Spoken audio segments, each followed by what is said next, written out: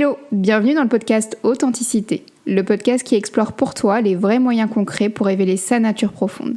Celle où on se voit intègre, celle où on se sent juste, celle où ça sonne vrai. Ah bah voilà, Milena est devenue folle. Quoi, l'acné peut me guérir? Y a vraiment de quoi étonner, non?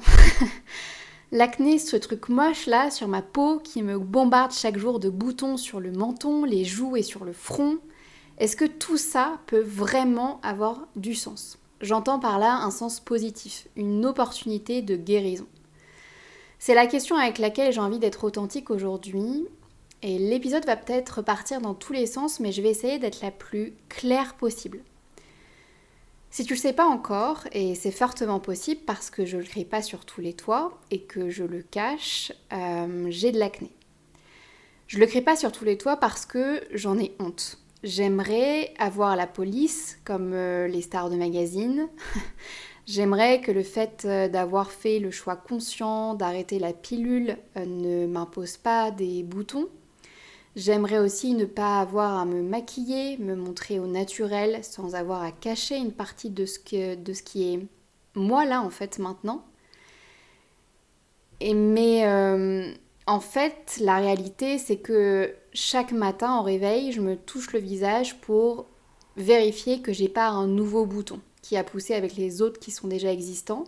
Je me regarde dans le miroir pour faire un point, pour m'assurer que ce que j'ai déjà touché avec mes mains est vraiment vrai. Et je prépare ma stratégie pour cacher tout ça aux yeux du monde et à mes propres yeux, typiquement fond de teint, poudre et tout le tralala que tu connais sûrement. J'en pleure même parfois en me disant que c'est pas comme ça que je vais plaire, vous plaire, me plaire. Et ça m'a même empêchée de sortir parfois, de m'exposer aussi en fait en vidéo sur Instagram par exemple, alors que j'avais des choses à vous partager à ce moment-là et je l'ai pas fait parce que on voyait mes boutons. C'est un problème dont j'ai honte parce qu'on dit de je ne sais où d'ailleurs que dans notre société les boutons c'est moche et qu'il faut les cacher. Surtout pour une femme, tu vois, c'est comme vachement disgracieux, tu comprends? Ça, c'est une part de moi qui, comme vous le voyez, n'a pas encore tout à fait accepté d'avoir de l'acné. Il y a une autre part de moi qui a décidé de faire du sens à ces boutons et qui a décidé de se dire qu'ils ne sont pas là pour rien, qu'il y a bien une raison à leur existence. Dans cet épisode, je vais retracer l'exploration que j'en fais depuis 2 ans, des solutions que j'ai testées. Je me dis que peut-être ça nous aide ou aidera à explorer au-delà du symptôme physique, ou pour toi peut-être aussi que plus qu'un symptôme, c'est une douleur, une maladie. Tu m'as peut-être déjà entendu dire qu'il fallait prendre en compte les messages de son corps, sous-entendu ses ressentis, ses manifestations, et en l'occurrence ici, ses symptômes. L'acné, par exemple, ça veut dire quoi? Qu'est-ce que mon corps veut me dire qui est important pour lui que je ressente, que je vois, que j'entends peut-être, que je comprenne aussi ou que j'apprenne sur moi qui lui paraît important à me dire? L'histoire de mon acné, elle commence il y a 3-4 ans. Je vois apparaître des boutons ici et là sur mon visage sans trop m'en faire parce que c'est comme pas très visible et que ça n'a pas de conséquences en fait sur mon bien-être, sur comment je me sens. Mais depuis 2 ans, mon acné a commencé à devenir de plus en plus présente, de plus en plus intense. J'ai plus de boutons qui sont plus gros et qui, contrairement à avant, me font mal. Comme tout le monde, j'ai commencé à fouiller l'internet pour trouver des solutions. Et grand passage à vide, clairement. J'ai beau savoir que la solution globale, une vérité collective n'existe pas, en tout cas ne fonctionne pas toujours, et qu'il est important de trouver une solution adaptée, personnalisée, et donc de cheminer. Oh laissez-moi vous dire que je suis tombée dans le panneau, bien profond, dans le piège, tout ça. J'ai testé plein de trucs sans vraiment cheminer, crème anti-acné, nettoyant visage anti-acné, savon d'Alep, produits magiques avec un marketing de folie, j'en oublie sûrement, savon acide salicylique, voilà, ce truc imprononçable. J'ai même fait mes propres crèmes avec des huiles essentielles. Bref, je dépense de l'argent dans des choses qui ne fonctionnent pas de l'extérieur. Ça donne même en fait l'inverse. Je me retrouve avec une tonne de boutons, des cicatrices. Bref, c'est un carnage. Voilà. Je continue de fouiller l'internet et cette fois-ci, au lieu d'aller sur les forums, je cherche des vidéos YouTube d'experts en nutrition en me disant bon bah je vais arrêter avec cette histoire d'extérieur et je vais aller un peu plus vers l'intérieur. Je tombe sur les chaînes de Verisme TV, Thierry Casasnovas et David Lormver, dont je vous mettrai les liens de leur chaîne YouTube en description. Ils m'apprennent clairement une tonne de trucs sur la manière dont fonctionne mon appareil digestif, mon foie, mes hormones et le lien entre mon intestin, mes émotions, mes pensées et mon bien-être en général. Sous leurs conseils, je me dis je vais tenter donc de détoxifier mon foie. Donc il y a pas mal de trucs pour faire ça que je teste et puis il y a aussi le jeûne intermittent, le jeûne de 3 jours. Je teste aussi de prendre des compléments en zinc, pensant que c'est peut-être quelque chose dont je manque en étant végétarienne. Comme je teste un peu tout en même temps, je sais pas bien ce qui a marché, voire même si c'est ça qui a marché, mais je vois des petites améliorations. À ce moment-là, j'ai plus de petits boutons autour de la bouche. J'ai des boutons maintenant sur les joues, mais ceux sur les joues continuent de grossir, continuent de prendre de la place et laissent toujours des cicatrices. Je mets alors en place un journal intime de mes boutons. C'est-à-dire qu'en fait, tous les jours, je décris ce que j'ai mangé, si j'ai des nouveaux boutons ou pas. Par cette observation et par quoi j'aurais pu commencer pour gagner du temps, je me rends compte que mes boutons ne sont pas liés à ce que je mange, en tout cas pas que, mais aussi à mon cycle menstruel. J'espère que vous suivez toujours, hein. L'histoire est longue mais elle vaut le coup, tenez bon, promis. J'arrive donc à la conclusion que mon acné pourrait être hormonal. Je ressens donc mon exploration comme un effet entonnoir un peu si tu veux. Je zoome sur c'est quoi l'acné hormonal, comment ça s'observe, c'est quoi les solutions, etc. Ça c'était l'automne dernier et tu me connais, j'ai voulu croire encore une fois que je pouvais m'en sortir seule. J'ai voulu me faire experte des oestrogènes, des progestérones, FSH et pics de LH. J'en ai lu des comptes rendus scientifiques sur ce sujet. J'en ai acheté aussi des aliments et des compléments qui étaient censés m'aider à équilibrer mes hormones, comme le Gatilier par exemple, qui m'a donné des poussées de boutons impressionnantes, donc pas du tout le résultat recherché. Et je finis par être clairement désespérée et je comprends que je dois en fait aller voir à ce moment-là une endocrinologue qui est l'experte, qui analyse pour toi tes hormones et te confirme si oui ou non tu as de l'acné hormonal. Son verdict tombe, je n'ai pas d'acné hormonal.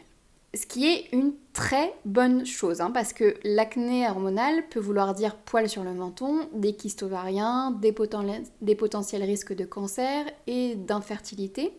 Bref, des choses qui sont pas vraiment drôles. Mais, croyez-le ou non, j'étais comme déçue. J'étais comme persuadée d'avoir de l'acné hormonal, d'avoir enfin mis un mot sur ce que j'observais, d'avoir enfin des solutions adaptées à mon problème, que lorsque l'endocrinologue me dit « ce n'est pas de l'acné hormonal », je me revois revenir dans ma tête au point de départ, ce qui est une illusion, on est d'accord, mais dans ma tête c'est de nouveau la crise, je suis démoralisée, je suis découragée. Je fais même plus attention à ce que je mange, je prends plus de compléments alimentaires, je me mets plus de crème spéciale, je lâche l'affaire. J'en viens même, et ça je suis pas vraiment fière de l'avouer, parce que ça va à l'encontre de mes valeurs, j'en viens à remanger des crevettes. parce que je lis que c'est fort en zinc et que comme le zinc en complément alimentaire a un peu marché il y a quelques mois auparavant, je me dis que ça marchera peut-être encore mieux avec de la vraie nourriture. Et ma seule roue de secours à ce moment-là, c'est un rendez-vous chez une dermatologue en novembre 2021. Yes! Le plus dur à ce moment-là pour moi, c'est de croire encore en fait à mes valeurs, à mes fondations, à ce qui est non négociable pour moi. Parce que j'ai cru qu'aller à l'encontre de mes valeurs végétariennes, entre autres, de non-exploitation des animaux, résoudrait mon problème. Parce que vous vous doutez bien qu'on m'a aussi conseillé Roaccutane, qui a un traitement contre l'acné qui assèche ta peau et qui a souvent des conséquences psychologiques comme des phases dépressives. Et on m'a aussi conseillé de reprendre la pilule.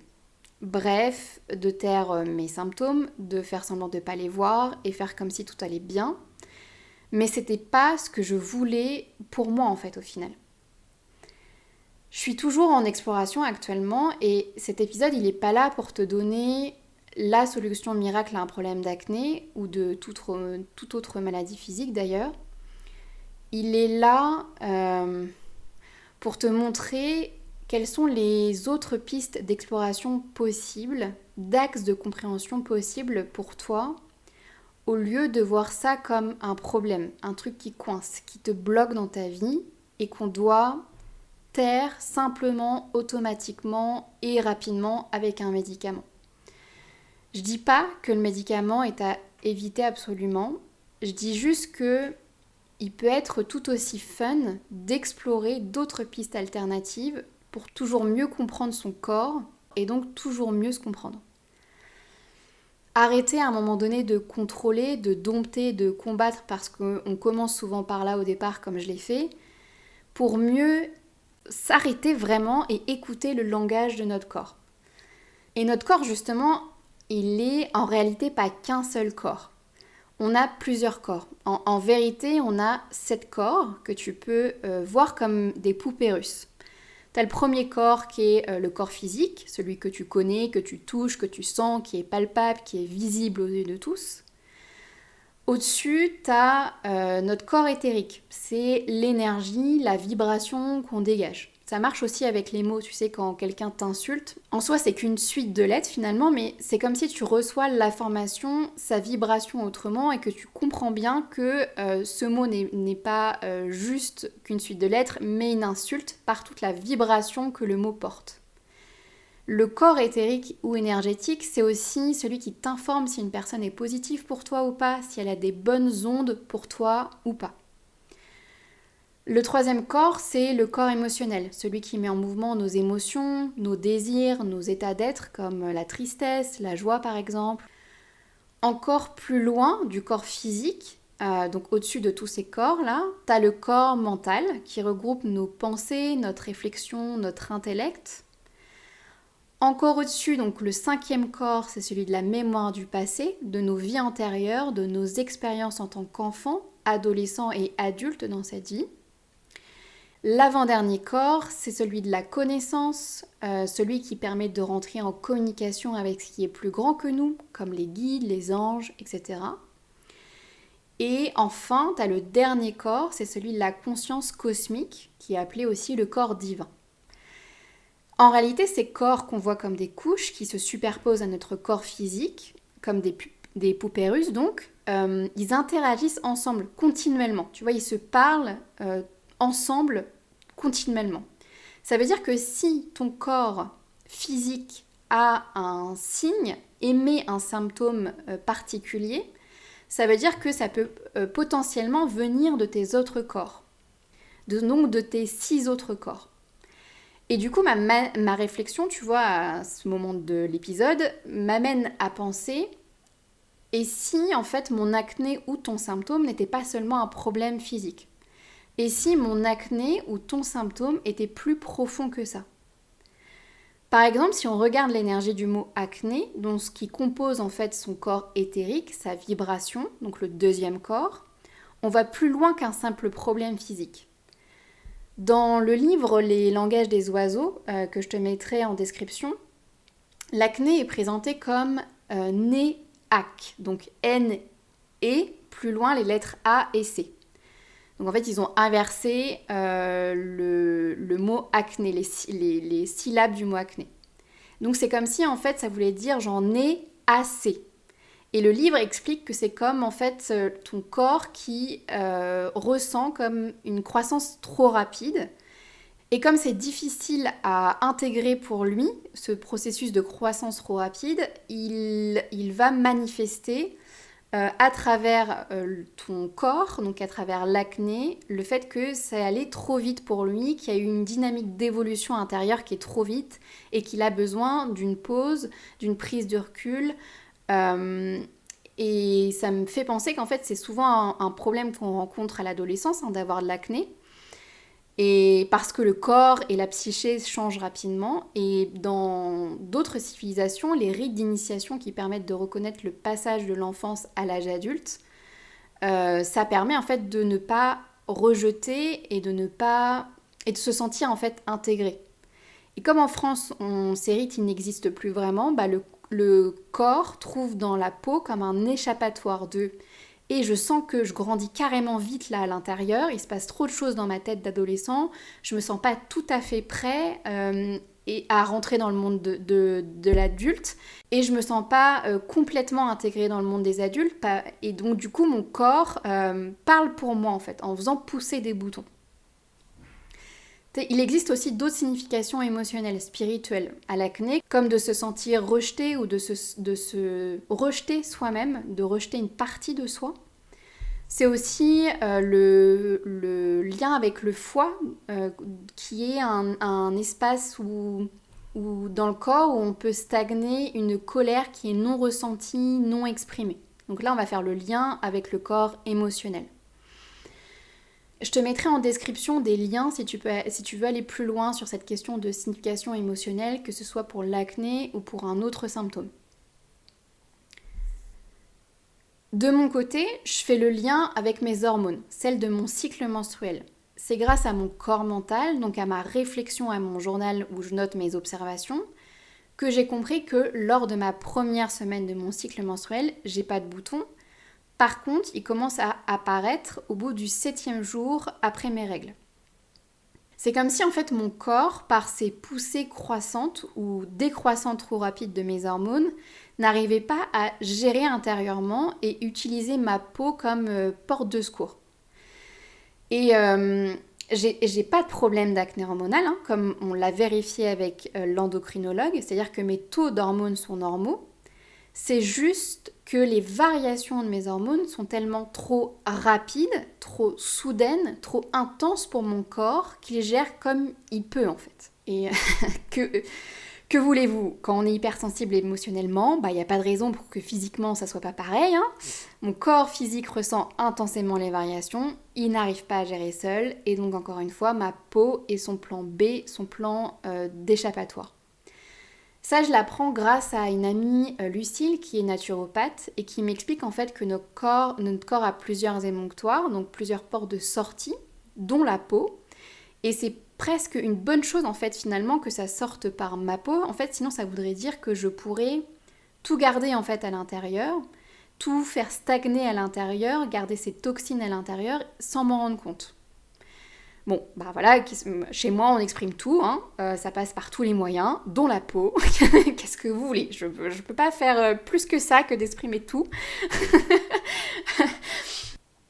Je te mettrai en description le contact de Lucille si tu souhaites en savoir plus sur son travail, sur ce qu'elle propose, si tu souhaites la contacter. Je pars donc d'un constat d'il y a 2 ans qui est « j'ai des boutons d'acné » à aujourd'hui où je comprends que mes boutons sont liés à mes variations d'hormones. Donc que c'est plus à l'acné auquel il faut que je donne du sens, mais à l'intensité des variations de mes hormones. Ce n'est donc plus en quoi c'est important pour mon corps que je vois que j'ai de l'acné, mais en quoi c'est important pour mon corps que je vois que mes changements hormonaux sont intenses. En quoi c'est important pour mon corps que j'exprime l'intensité qui se passe à l'intérieur de mon corps. Et du coup, comment l'accompagner, aider mon corps à gérer au mieux mon intensité. Mon corps, en fait, à ce moment-là, devient mon pote et plus mon ennemi. Pour gérer au mieux mon intensité, et je prends conscience là maintenant en enregistrant cet épisode, que c'est en fait un problème général. Je suis quelqu'un d'intense dans la vie, il n'y a pas que mon intérieur de mon corps qui est intense, il n'y a qu'à avoir ce podcast par exemple, on va pas juste frôler un sujet, on y va en profondeur, en intensité. Et dans la vraie vie, je suis aussi quelqu'un qui est à fond, ou alors je suis toute calme. Bref, on n'est pas dans la demi-mesure chez moi. Et du coup, mes hormones, elles sont à l'image de mon être, ou d'ailleurs c'est peut-être l'inverse, j'en sais rien. C'est moi qui est à l'image de mes hormones. Tout ça pour dire que ma solution, elle se trouve peut-être dans comment trouver de la tempérance, de l'équilibre, un juste milieu dans mon intensité. Et ça me fait penser d'ailleurs à l'élément du feu. Le feu, c'est la flamme, la chaleur, l'explosion, l'inflammation. Donc les boutons sont des inflammations. La frustration, le feu c'est aussi la frustration, la colère, la friction, la passion, le désir aussi. Comme si en fait mon feu intérieur s'exprimait trop fort à partir du 7e jour de mon cycle. Comme si mon intensité était 3 fois plus importante que peut-être quelqu'un d'autre qui aurait un cycle avec des variations, oui, mais moins intense, qui monte moins haut que moi, tu vois, qui baisse moins rapidement. Et il y a aussi une autre solution, une autre réflexion qui peut être dans le fait d'accepter ces phases d'intensité. Que cette facette fait partie de moi et qu'elle a le droit de s'exprimer. Et que donc, j'ai pour mission de l'exprimer encore plus dans ma manière d'être. Sinon, elle sort en acné sur ma peau en fait. C'est ça qui se passe en fait. Et oui, ça ne correspond pas à ce qu'on attend d'une femme lisse et parfaite. Et bien encore une fois, tant pis.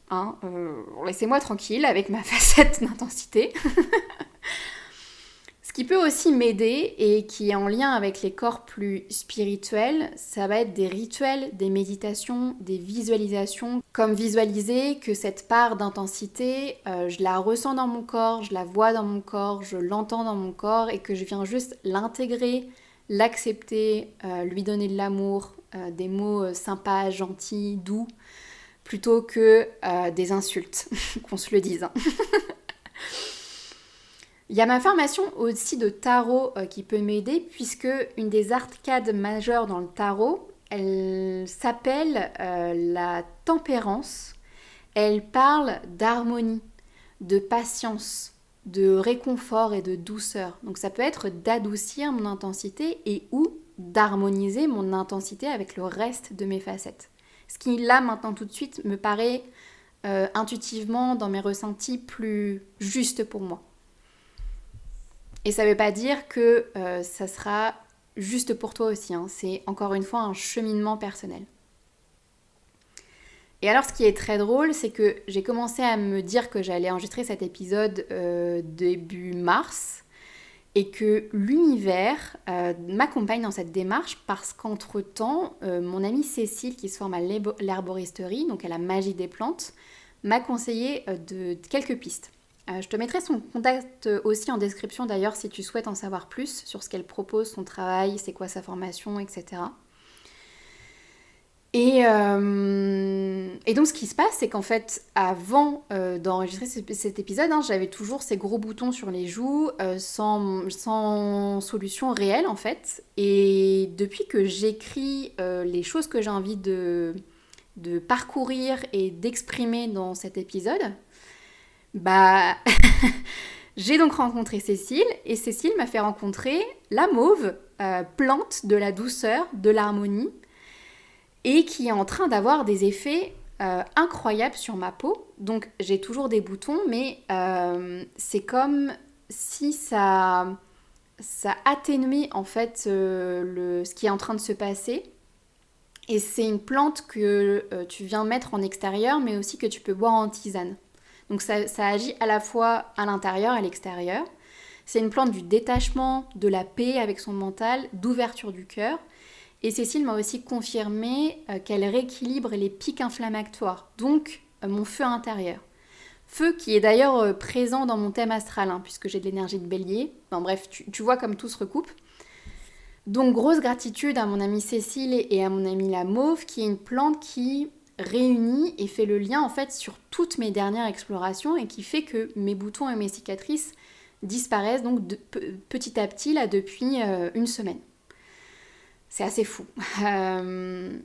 J'ai hâte de voir son effet au bout de plusieurs cycles menstruels et sur la gestion en fait de mon intensité de manière générale. En plus du fait d'accepter cette part de moi, tu vois. Donc j'en suis là en fait maintenant au bout de 2 ans à voir comment les plantes peuvent m'aider. Et c'est un des grands cadeaux en fait de cette exploration parce qu'au-delà des plantes qui peuvent m'aider pour ce sujet spécifique qui est la variation de mes hormones, donc mon intensité, je comprends aussi en fait la raison d'être des plantes. Je découvre leur sagesse de manière générale. Je vois comment elles peuvent nous accompagner au quotidien, j'apprends à les connaître, enfin tu vois, il y a vraiment quelque chose qui se passe là avec ce rapprochement des plantes et moi, et de la nature et moi, enfin il y a dans tous les domaines de ma vie en fait. Donc mon exploration, elle n'est pas terminée. Et puis c'est marrant parce que le jour où je décide d'enregistrer cet épisode, ma sœur Laurine m'envoie cette citation du Dalai Lama qui, je trouve, peut tout à fait conclure cet épisode. Quand vous êtes face à un problème, nul besoin d'en faire une montagne de douleur. Soit il y a une solution et vous finirez bien par la trouver, soit il n'y a aucune solution et dans ce cas-là, rien ne sert de vous torturer.